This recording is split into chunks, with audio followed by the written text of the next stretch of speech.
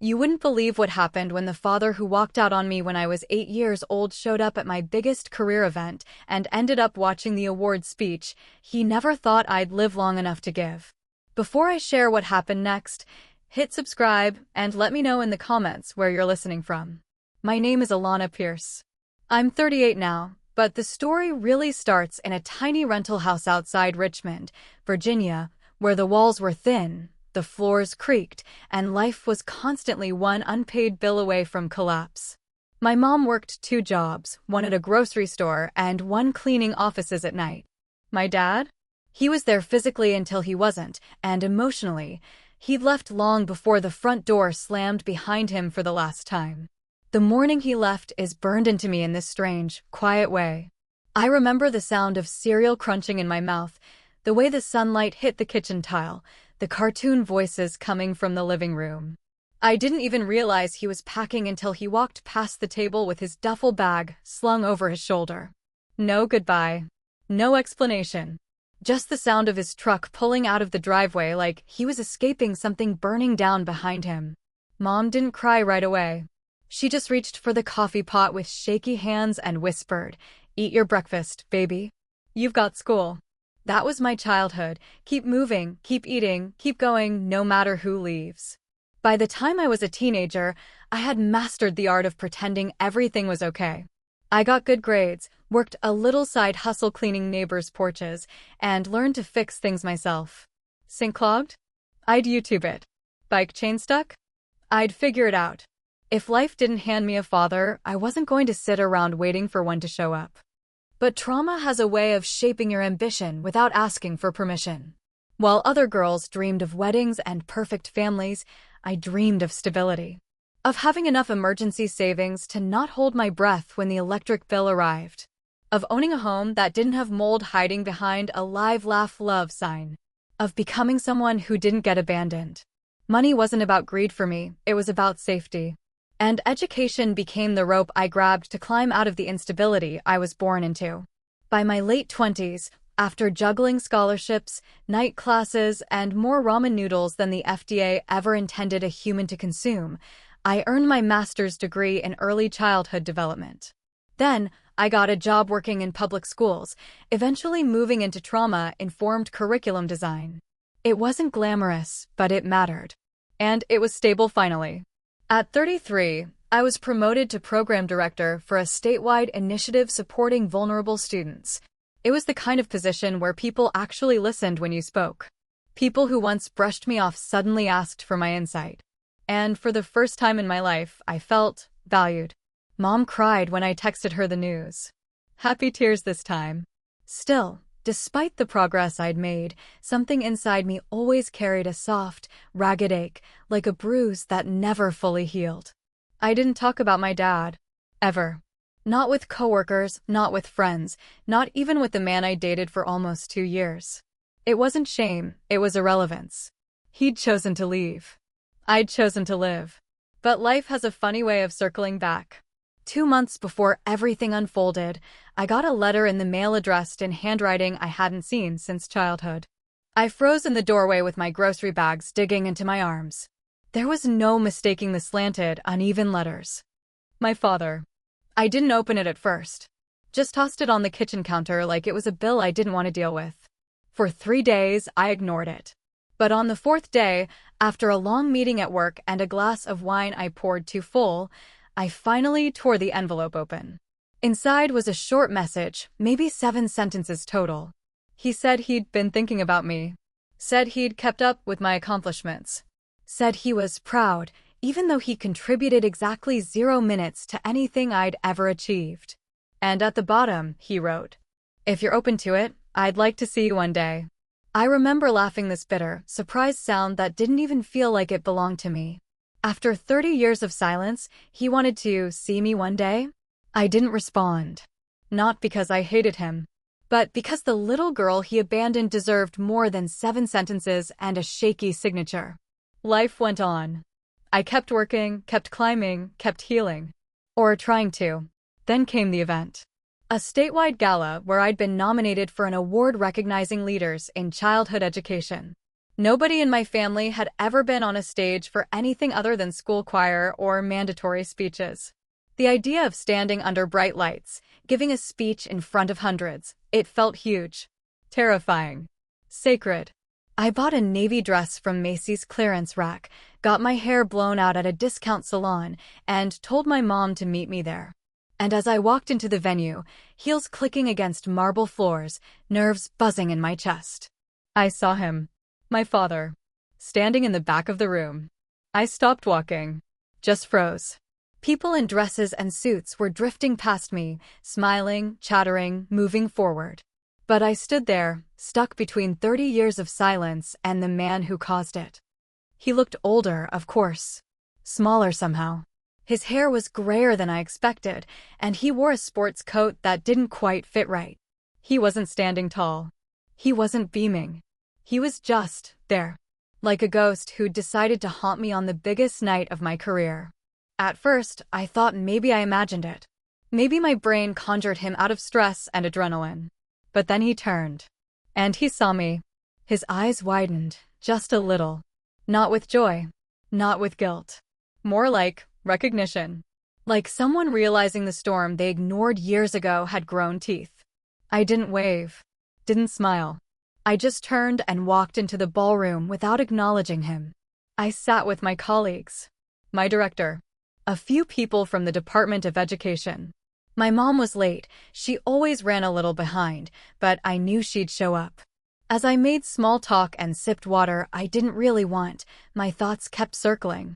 What was he doing here? How did he know? And more importantly, why now?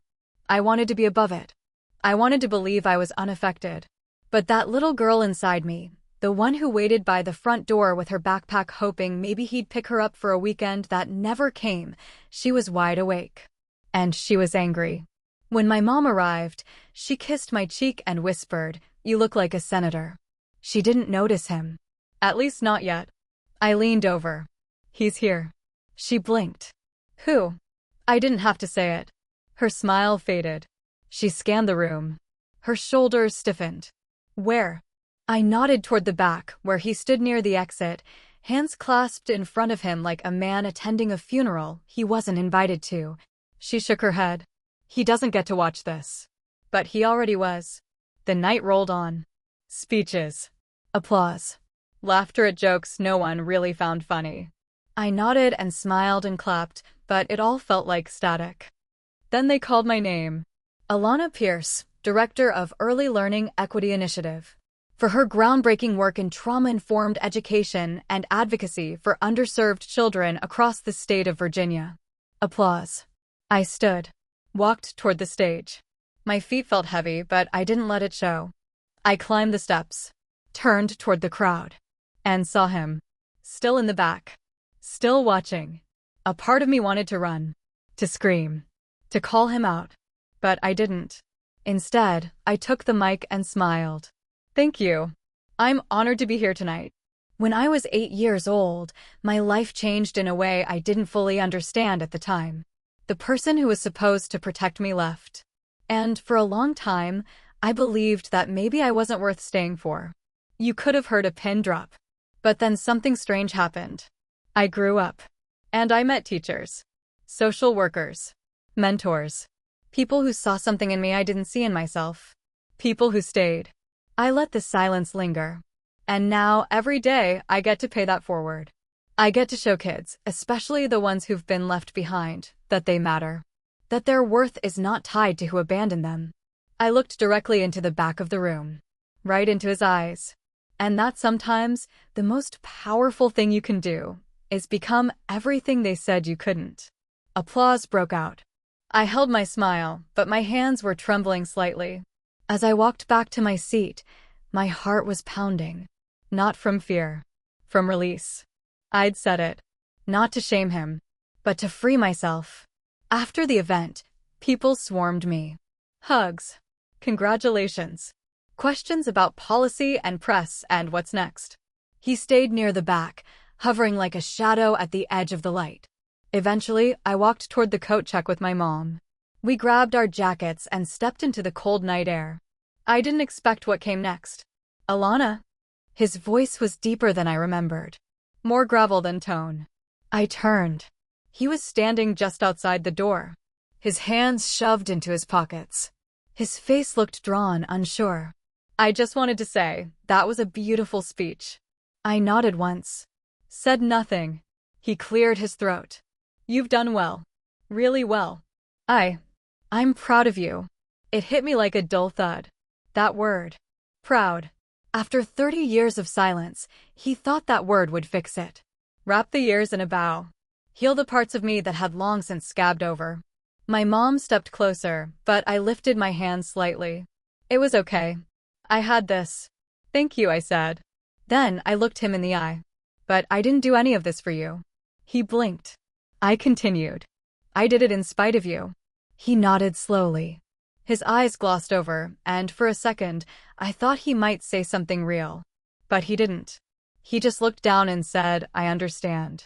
I turned and walked to the car with my mom. Neither of us looked back. For a few days after the award night, I felt strangely light. Not happy exactly, but clear. Like something in me had finally unclenched. I hadn't forgiven him, I wasn't anywhere near that, but I had released something. A weight I didn't know I was still dragging. But life has a way of testing you right when you think you've passed the final exam. 3 days after the gala, I came home from work and found another envelope wedged in my mailbox. Same handwriting. Same slanted letters. Same past trying to force itself into my present. I held it between 2 fingers like it was a live wire. Inside was a note, not long, but longer than the first. Alana, seeing you speak. I didn't expect that. I'm sorry for everything. Truly. I'm not asking for anything, but if you'd consider meeting for coffee, I'd be grateful. Dad. The word looked wrong on paper. Too familiar for a stranger. Too heavy for a man who walked out before I hit double digits. I placed the letter on the counter, made myself a grilled cheese, ignored it. But my brain didn't. Did he deserve a second chance? Did I owe him anything? Did healing require reunion? Everyone online kept yelling the same message, forgiveness is freedom. But my actual life didn't feel that simple. Forgiveness felt like a luxury people with intact childhoods preached to those who didn't get one. I wasn't ready to meet him. I wasn't even ready to picture him sitting across from me at a coffee shop trying to small talk about the weather. Still, something about the award night tugged at me. Not toward him, but toward my past.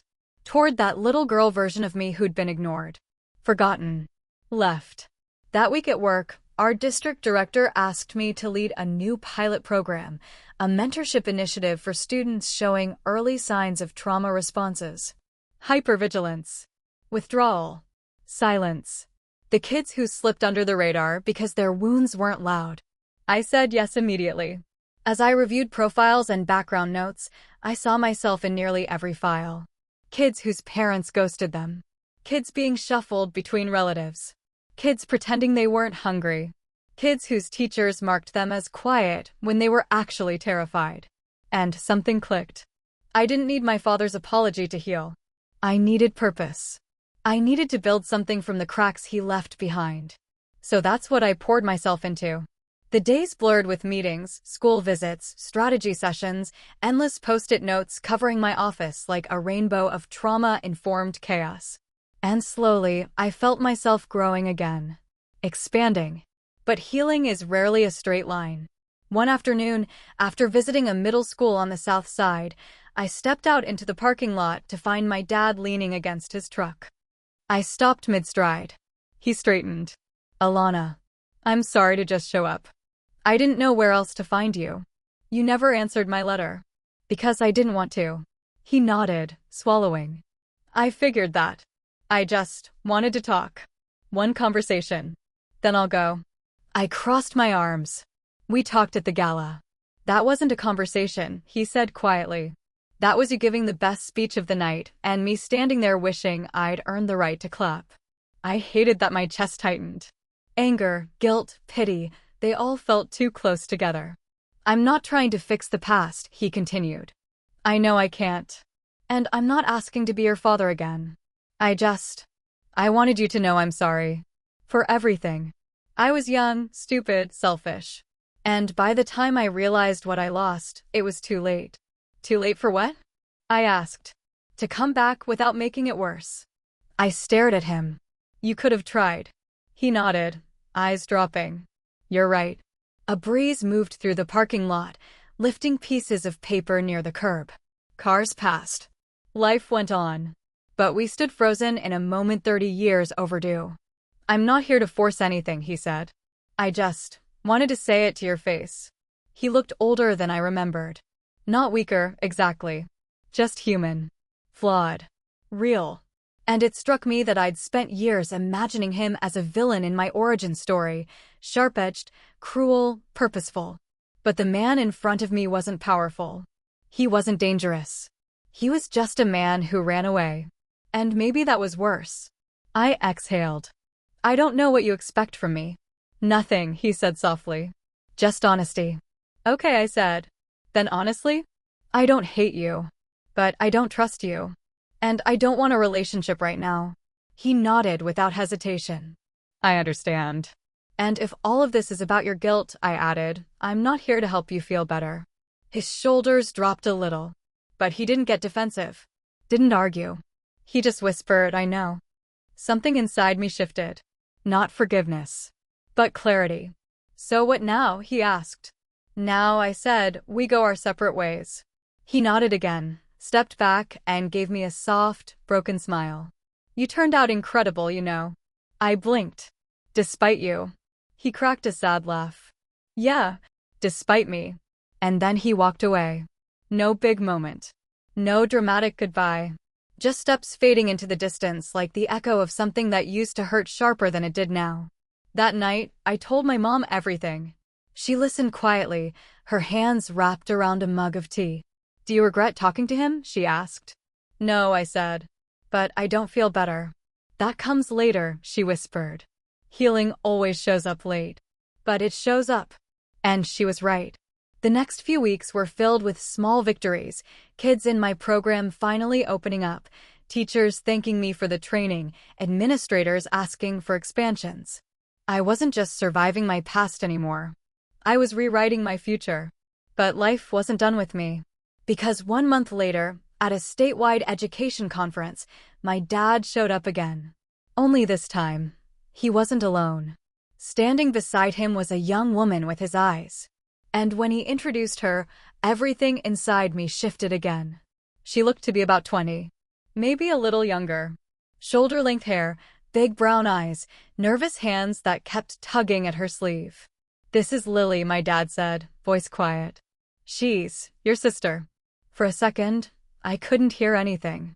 Not the chatter of the crowd behind us, not the clicking of conference heels on polished tile. Just a loud, stunned silence ringing inside my head. I know this is sudden, he added quickly. She wanted to meet you. But if this is too much. I can speak for myself, Lily said. Her voice was soft, but firm. Hi. I know this is weird. I'm not here to force anything. I just grew up knowing about you. And I've always wondered. I blinked at her. Not with anger. Not even hurt. Just disoriented. You knew about me? I finally asked. She nodded. He told me when I was 12. That he had a daughter from before. That he left. I didn't understand it then. I still don't. But I wanted to see who you became. I studied her. Same eyes. Same crooked smile. But softer. Gentler. And she reminded me of me not in features, but in hunger. That same look I had growing up when I stared at other families and imagined what it would have been like if things had gone differently. I'm not mad at you, I said slowly. But I need time. She smiled. I get that. Honestly, I didn't think you'd even speak to me. I'm not sure I'd call this speaking, I said with a half smile. We stood there awkwardly for a few more moments until a colleague of mine passed by and gave me a small wave. It snapped me back to the present.